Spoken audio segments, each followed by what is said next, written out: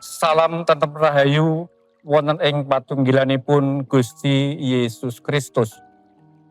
Kula Aris Raharjo saking GKJ Tlogosari Semarang, Klasis Semarang Timur. Kepareng kula ngaturaken renungan harian Sabdo Winedar dinten menika, dinten Selasa tanggal sekawan wulan Agustus warsa 2026.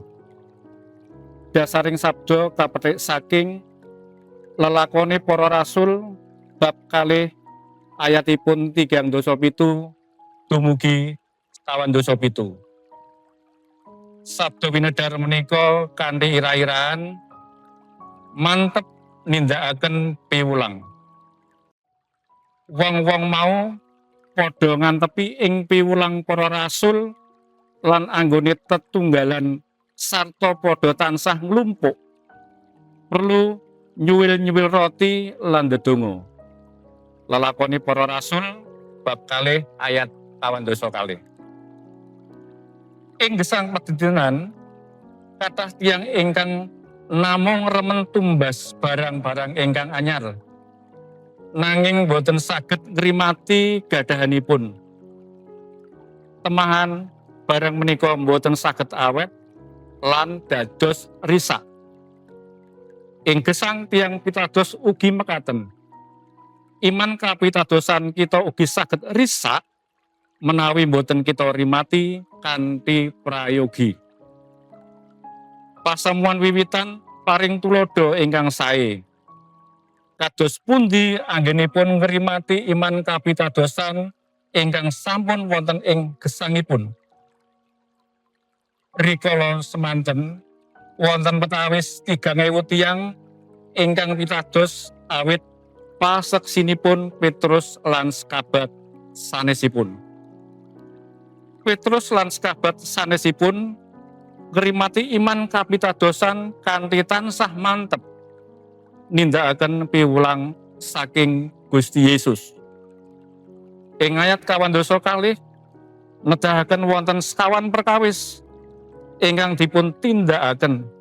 Inggih menika nindakaken piwulang para rasul, nglempak sesarengan, nyuwil-nyuwil roti lan ndedonga.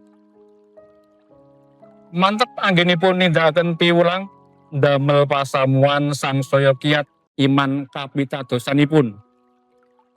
Nglempak sesarengan ateges ndamel kapitadosan tansah urup ing salebeting gesang sesarengan. Nyuwil-nyuwil roti utawi bujana ndamel para pasamuan tansah mawas maknanipun pangorbanan Sang Kristus kangge nuwuhaken kapitadosan katresnan lan pangajeng-ajeng. Ndedonga ndamel pasamuan tansah rumaket dhateng Sang Kristus.